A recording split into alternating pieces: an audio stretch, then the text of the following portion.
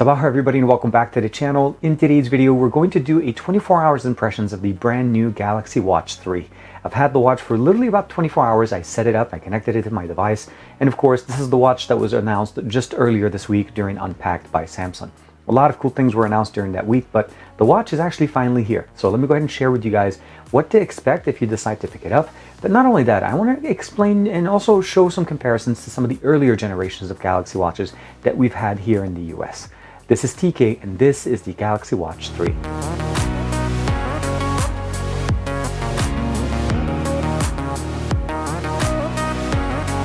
Like and subscribe and make sure you hit that bell icon so that you're always notified to whenever we have new videos on the channel. So what I have in front of us is, of course, some different watches. So we have the Galaxy Watch 3 here, the Galaxy Watch, the Gear S3, this is the TickWatch Pro, and of course we have a couple of versions of the Huawei watch. And the reason why we're missing the band here is because the band that came with the Galaxy Watch 3 here was actually a leather-bound band, and genuine leather band on both sides. And for me, trying to use this and go into the water, it's definitely not something that I would be able to use if I want to be able to use the genuine leather band. So I'll put this one on the side, and I ended up actually using the one that came with the watch here, the one from Huawei. It is very nice, and the fact of the matter is, it is replaceable. They all use, for the most part, the same band, so I'm able to interchange them and customize them.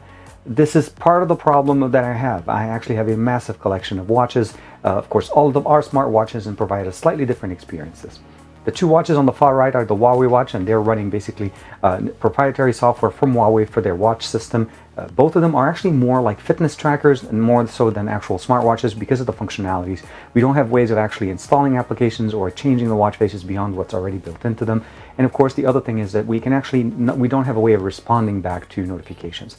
The TickWatch Pro is one of the watches that I've been using for some time, and it is very unique because the fact of the matter is this is one of the only watches on the actual table or even on the market that supports two displays. That one display that you see here, the monochrome display, and of course the color display that turns on whenever we need access to it. And this provides us the ability of actually getting some really good functional options. This does come in LTE as well as Wi-Fi or Bluetooth, and this one is the Bluetooth version. It has 1 gig of RAM with 4 gigs of internal storage, and which is one of the main options. And this one runs a Qualcomm processor. This is running a Huawei processor. And of course, when we switch over to Samsung watches, we are actually now running Samsung processors as well as Tizen as far as the operating system.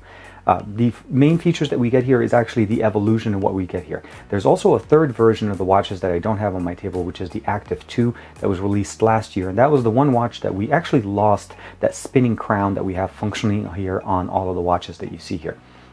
That function was always one of my favorite ones. This is the Gear S3, and this one is actually the LTE model. I actually reset that right now. And as you can see, this is one of the main selling features that I really appreciate about it. It has a heart rate sensor, really good configuration, and of course replaceable bands the same way. And what we have here is the successor to that, which was the Galaxy Watch. Now, the Galaxy Watch did not transfer having a darker option here, which is what we normally have. It ended up going with the silver and black. So same thing, configuration works really good, large battery, large watch, and it really definitely has and holds up really well over time. Replaceable bands as well, the microphone as well as a speaker for conference calls. And of course, that takes us into the brand new Galaxy Watch 3. Now, the Galaxy Watch 3 comes in two different sizes. We get a 45mm and a 41mm, and as you can see, the packaging or the package the box comes in is actually pretty light.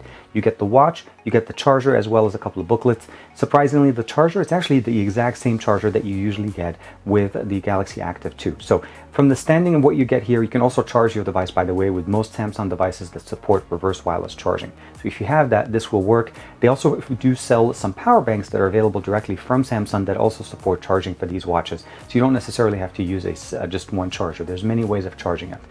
My favorite feature obviously is charging it from my phone, so then I don't have to actually even carry a charger with me. Just flip the phone over, plug the phone into the wall, and of course you can charge it from there. So first off, we'll start with a comparison between the Galaxy Watch 3 and the Active 2. As you can see, the design is definitely very different. The Active 2 is very understated. It's very minimalistic. There is no spinning mechanism. The actual spinning crown, or the option of spinning around the actual UI, is done digitally by just holding your finger and swiping around the actual outer ring of the actual watch. Made the watch a little bit smaller, and I felt like this wasn't necessarily as it didn't follow the same aesthetics as what we've seen with some of the other watches, specifically men's style watches. Now, when we switch over to the Galaxy Watch 3, this one now obviously carries over what we've seen in the past. Personally, I feel like it's somewhere in between what we got with the S3, with the Gear S3, and of course the Galaxy Watch. The screen itself is actually pretty nice. It's big, and again, we do have that spinning crown, although not as wide as we had it on the previous versions. So it learned a little bit from the Galaxy Active one. Overall, the display is very good. You're able to swipe through your screens. You don't actually have to use the crown or the spinning screen, but definitely really appreciate it. Single press from the top takes us home. On the bottom, if I double press, I'm able to initiate Bixby. I'll go ahead and go home. And of course, if I press it once, it takes me straight into the actual app drawer. So this is all the applications that we have installed. And again, this is one of the really cool things, the ability of actually swiping around and going around the UI. As I mentioned to you guys, the bands are replaceable. We have a heart rate monitor and a few additional sensors. Unfortunately, in the US are not active at the beginning, or at least at launch. So the ECG option, as well as some of those integrated functionality with Samsung Health, are going to be coming out later on as an actual update to the watch. But the watch itself, for the most part, works as what we've had in the past. Connection to Bluetooth over to an Android device is going to work absolutely the best. Obviously, Samsung devices or Android devices will work this exact same way. You do need to download an application, and we'll get a chance to check that out. But the overall experience of what you're getting here, again, there's a 45 and a 41 millimeter version of this watch. It is running a 1.4-inch display, and again, 1 gig of RAM and 8 gigs of internal storage with a 340 milliamp battery built in. There's a Bluetooth and an LTE model, so depending on which one you want. Of course, there's the silver or the black one. So the black one or the silver will look pretty much like a two-toned watch, and if you want to get the black one, you're pretty much just going to get one color, and of course everything else looks the exact same way. Now, we do have the mil-spec 810G compliance here, as well as an IP68 rated, so it means we should be able to actually put this in water up to 1 meter for 30 minutes without any issues. So swimming with this will not be a problem. The blood pressure monitor, again, as some of the other features that they talked about, will definitely be coming out in an update very soon. And you, of course, have the ability of customizing your actual watch face with different options. So those are the ones that are pre-installed on the watch, and we get a lot more options in the actual UI when we get into the actual app on the phone. Now, one thing I'd like to set up for you guys is the ability of actually organizing our widgets. So these are widgets. I'm able to delete them, scroll through which ones I have, but I'm also able to organize them straight into the watch. So you notice right there, I can actually move it, put it around, and put it in whatever spot I want, all the way down to basically being in the first window that I have there. One of the really cool things that I really like about this is the ability of actually integrating this directly with any music app that's running on our phone. So I'll give you an example here. We'll say open app. And the one thing that I really appreciate of what we get here is, which is a little bit better than what we get with even just normal Android Wear, that's the functionality of actually having the windows or the images of the actual album art coming out really quick. I'm able to open up the app itself, swipe up from the bottom, and go through the actual playlist that's playing. And by the way, we are using, this is actually Google Play Music straight off of my Samsung S20 Ultra. So really nice. And of course, I'm able to go back home, swipe away, and go to different options on the actual screen, and it works really nice. Most of the customizations can be done from the watch, but to get the best experience, we do need to switch over to the actual app on the phone. So for a little bit of a close-up here, you can definitely see here, this is the Galaxy Watch as well. We have different faces on both. We press and hold. Both of them are customized, and both of them should be running very soon similar software packages. Both supporting 2 buttons, again, the same way with the Galaxy Fit 2. And of course, we have the bottom firing sensors, as well as the fact that we have the speaker and the microphone present all the way on the bottom. Overall, I think the one thing that I would appreciate is the fact that we have options. We can actually get one that is either straight black or dual tone, the way we have it here with the Galaxy Watch. When we compare it to the Gear S3, we can definitely see a lot more resemblance here. Again, the crown here, or the spinning face, is actually a lot smaller and a lot thinner. So even though we get the same size display, we're definitely getting more of a fine-tuned experience here. Same thing, 2 buttons configurable, both of them supporting contactless payment through Samsung Pay, same way with the other watches from Samsung, so all of these things will work the exact same way. When we compare it to the TickWatch Pro, we can see that some of the differences obviously is here we have dual displays, Android Wear running here, as well as the fact that we have ties in here. Now both are intended to work with both Android and iOS, the same way we have most of the watches on the market. But the difference essentially is that the aesthetics here look very close. We don't have a spinning face here. That's something that we don't have present on the other side. But again, as you can see here, the difference between the two is I can actually pretty much see what the actual album art looks like right there. Where on the actual Android Wear, it's a little bit harder. It's obscured by the name of the album. So I feel like it's a little bit better presence here, but again, works really good. And of course, one thing we can do is control the volume here. So that gives us access directly into here. And I can also control where does the music actually play. I can play it directly on the watch, or I can play it on the phone, and it'll work the exact same way. We have 8 gigs of internal storage as opposed to 4 gigs of internal storage. And again, there's an LTE and a Bluetooth version of both these watches. So when we compare them to the Huawei watch, the Galaxy Watch 3 definitely has a slightly different experiment. Here is really a smartwatch that you are able to respond, install applications, and do many things from the phone normally without necessarily having to access your phone. The Huawei watch does a lot of functionalities as far as aggregating our notifications. It is getting better, and we've seen many updates. Again, this is the first version, and now we can see the second generation of the Huawei watch. Now, the display is definitely a lot bigger, but one thing to mention is that the Huawei watch is not a smartwatch. It really works more like a fitness watch that is in the shape of a regular smartwatch. The reason behind that is it works great at giving us notifications, but responding to notifications is not functional. We also have no way of installing applications or installing additional faces, watch faces, from what we have preloaded directly on the watch. Battery life is really good. We can get up to almost 2 weeks worth of battery life, but again, that's more consistent with fitness bands, not necessarily smartwatches. And then lastly, as I mentioned, the UI and everything, all of the updates, the new features that we talked about as far as the ECG, of course, the blood pressure and all of those things will be coming as part of an update. But this right now works great with most Android devices as well as iOS. And what that means is we do need to download the Wear application. This is the kind of like the configuration app that we use directly from Samsung. First and foremost, you'll notice is out of the box, it tells you the time and how many days of battery life is expected to go. We have 65%, and I have about a day and 8 hours left to go. We're able to customize our notifications, of course, to which app is sending notifications and how to turn them on. You're also able to go in and customize your quick responses. So that's going to be basically if you get a message or something like that or a call, you can hang up the call and send a quick response. You do have to set up the do not disturb as well as the notification indicator on the actual watch. So you can turn that on bottom center, bottom right, or bottom left. And of course, you can go in an hourly chime here. You can customize these options. The apps are very nice and also customizable and organizable. What I mean by this is right now, if I go into the app drawer, you notice they're in a circle, and I'm able to basically just go through and circle through them. But let's say I want to be able to organize them in a slightly different way. So here, we can go in there and say, change them to most recent or under a custom option, and you can go in there and customize the manage application. So I can change them, change different applications, remove them if I don't want to, like we have Spotify, Stopwatch, Samsung Pay, all of those things, and customize it to the way we want it. Layout right now is set up to be rotary, or we can go into list view. I like to keep the rotary option. And of course, you can customize the different things here. Messages is actually something that's going to work directly with the Messages app that we have built into Samsung phone, contacts, weather, as well as a voice recorder. So really nice, some good options in there. And of course, widgets the same way. You are able to customize your widgets. That's the thing that I was showing you before. So if I press and hold here, I'm able to actually move. This is actually a widget.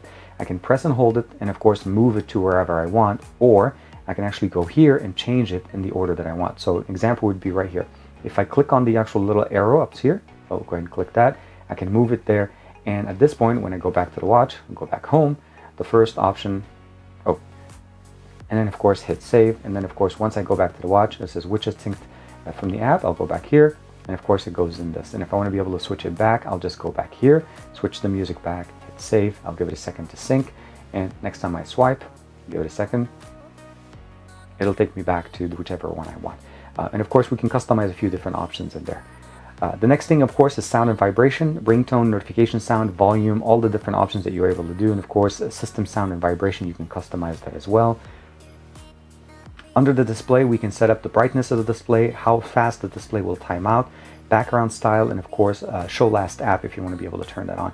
Under background style, you're able to just change the background of the actual app UI. So if you're switching between different apps, like right here, you can change the background style to be whichever one you want. So I can go in there, you can see it shows up there, and I can change it, or I can just have it stick to the way it is out of the box. And of course, show charging information whenever it is charging. Under advanced, we have a few new options. We have the ability of customizing the double press on the home key and double press and hold. So press and hold and double press. So right now is Wake Bixby, and of course double press just takes me into Bixby. So here, if I turn it on, I'll go ahead and go home. So if I press and hold, what's the weather like today?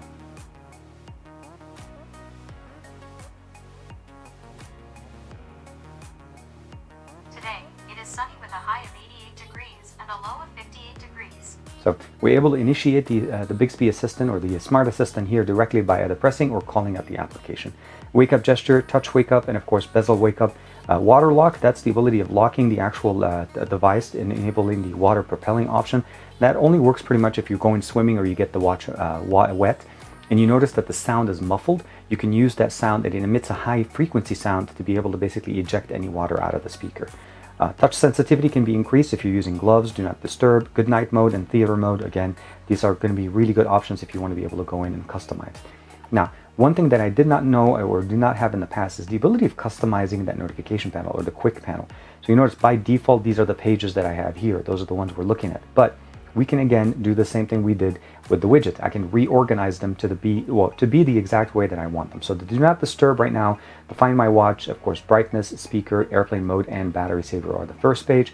Second page, we have the water lock, of course, and the watch. So you notice it actually is showing them here 6 at a time and 6 at a time in this page. And you can customize them and add different toggles if you didn't have them before. So really nice. The advanced tab definitely has a lot more advanced options. Add content to your watch. This is if you want to be able to sync music track as well as images, so you can actually have them directly on the watch. So great for when you want to go for a run. If you have the LTE model, obviously you can stream using Spotify, but otherwise this one will require it to have something that is either preloaded or your smartphone with you. But this would be where you can use that full, the ability of using some of that 8 gigs of internal storage. You have obviously SOS information and Find My Watch. Now the SOS information is pertinent here because of the drop fault detection. So detect falls will work pretty much the way we've seen it from Apple Watches, and what essentially it's using the accelerometer on the watch to detect a harsh movement. And in that situation, you're able to customize it by adding your SOS information, and it sends an SOS message or basically makes a call to an SOS number that you dedicate. And of course, you have to turn on both features for them to work, and you can customize and add the information in there. Very nice to see this new feature updated here. Under accessibility, of course, a screen reader, visibility enhancement, hearing enhancement, and of course, advanced settings. Just basically vibration watch, notification reminders, and things like that. Vision enhancer, you have turning in grayscale, negative colors, color lens, and of course, triple tap to magnify in case you have a hard time reading some of the stuff that's available there. So nice options there. Last but not least, configuring Bixby as well as Samsung Pay. Samsung Pay is pretty much the same way you have it. It is separate from what you have as a Samsung Pay on your smartphone. So if you have an S20 Ultra and let's say you have Samsung Pay configured here, this is a separate version of it. So your cards need to be added again from a separate way. So you essentially think of it as a separate container for Samsung Pay. And what I like about that is that we can use this on any Android device without having to have it be a Samsung device. And you can make your payments using the watch and it works really good. So you can check it out. You have rewards and of course promotions, and at that point of course adding your cards. Under the accounts and backup, it's pretty straightforward. You can back up and restore your settings here, and of course this is what I did. I restored my settings from my last Galaxy Watch directly so that I have all my settings configured correctly. Sync phone settings, this is where you're able to initiate this option. Watch software update, you're able to go in and check and see if there's an update to it. I have not received one, but my understanding is some of the new features that we saw that were announced at Unpacked will be pushed out as part of the software update in the near future as they get the certification. Tips on how to use it. This is just normal, how to be able to use the watch. There's a few options there. Simple there. This was mostly all the settings, but the next step is where it gets very interesting in customizing it. So here we have new functions that we can do. So I'll go ahead and say like Galaxy wearable. So we'll say not right now. It's a little bit deceiving. So I'll go ahead and click this here and I'll go ahead and say yes. And if I want to be able to switch the watch face, I'll give it a second, and of course it'll switch over and it'll jump over to the watch face that we want. Pretty much standard. Out of the box, it actually did come out with this watch face, so this was the default one that came out of it. Personally, I like to use this one. This is the Tomcat one, and it works really nice and gives me all the information that I need. You're able to basically see your percentage, the battery, and your steps, and of course you have a lot more options you're able to customize, download, and do a whole bunch. And of course you can go in and discover few additional options directly within the Galaxy Store to download either paid apps or of course even watch faces that you're able to download. So watch games, faces, utilities, different things in there, of course essentials, a whole bunch of different access. Again, the ecosystem for smartwatches is very, very strong here. So for me, I did change the watch bands. You're able to change them to whichever you want. And because I have a few watches, as you saw, it's easy for me to switch bands from one to the other. I talked about before, we're able to add tracks. So I'm going to go ahead and add a track. This is a Ben song sound, a non-copyright song. So I'll go ahead and hit play, and it did actually add it in. And this volume is at 15%.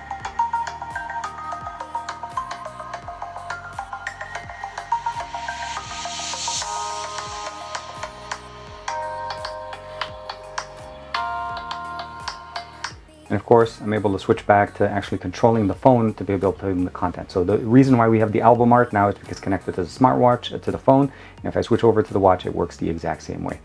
We can send and receive calls directly from it if we're using the dialer application. It's pretty simple. And of course, when you're answering the call, you have the option of answering straight on the phone or answering it straight on the watch. So Kevin, you can customize your experience to your heart's content. And now, of course, it goes without saying that this will sync up to your Samsung Health application. And again, that feature that they talked about where it actually uses Samsung Health Smart, basically classes that you're able to connect your smartphone to a TV, and then it will sync the steps or the movements of the next step in the actual exercise routine directly to the watch, will be coming up as a feature in the future. I did wear it overnight, so it does obviously work at an overnight sleep pattern. Slept for 7 hours and 13 minutes. Not the best sleep, as you can see here. I tossed and turned quite a bit, but overall you're able to basically do running, walking, auto detection for many different exercises, as well as actually initiating certain functionalities, of course, on your own.